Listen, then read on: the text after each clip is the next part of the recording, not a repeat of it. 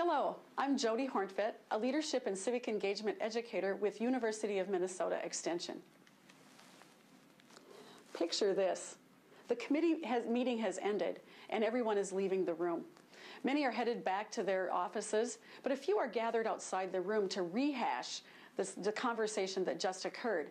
And it actually is taking them towards making decisions that affect the future of the group. This is a trap that should be avoided.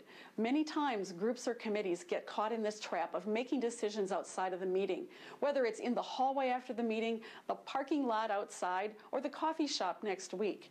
Don't let this be a trap that your group gets caught in. One of the solutions I'm going to offer is to help avoid that trap is to decide how to decide.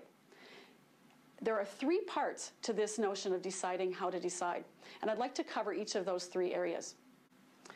One, the first question, who is the final decision-making authority? Is it the full group who's responsible for all of the decisions made and taking action on them? Or is there a subgroup or a chair who has authority to delegate and make decisions on behalf of the group?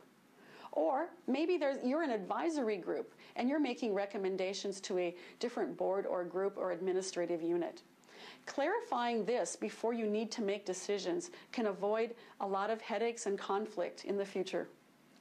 We've covered the who is the decision-making authority. Now I'd like to take the second question, how will the decision be made? Will you be voting? And if you're voting, will a simple majority be enough?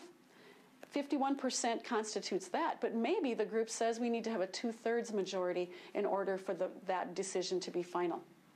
And if you're voting, think about, will the vote be in writing, as in a ballot, or will it be offered verbally?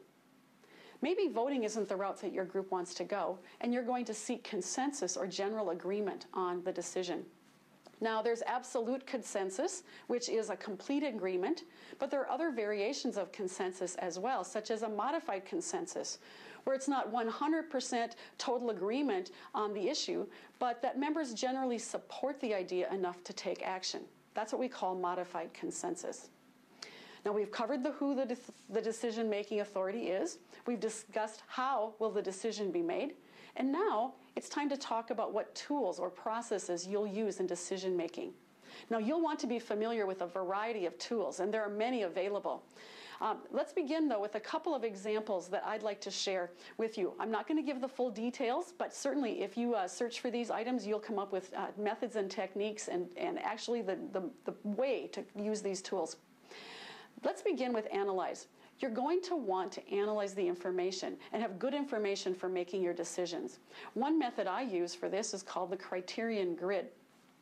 The method itself, or the technique, helps you identify the criteria that you want to use for making the decision, and then identify the options by which then you can compare and come up with the best solution to the problem you're trying to decide. If you're using modified consensus, you are going to want to know how to determine the level to which members support the decision. And so a technique that works really well here is called the fist to 5. With the fist to 5 technique, it's using your hands to do the voting, as it were. A fist meaning I totally block this, all the way up to 5 fingers, which says I fully support. Now, details on this are available as well. So do check that one out, because it can be extremely helpful. Using a variety of tools and processes can help the group make really important decisions, and knowing how to use them well is a good tool for you to bear in mind. This has been a snapshot on decision making. You can find more tips and techniques in the guidebook, Committees That Work.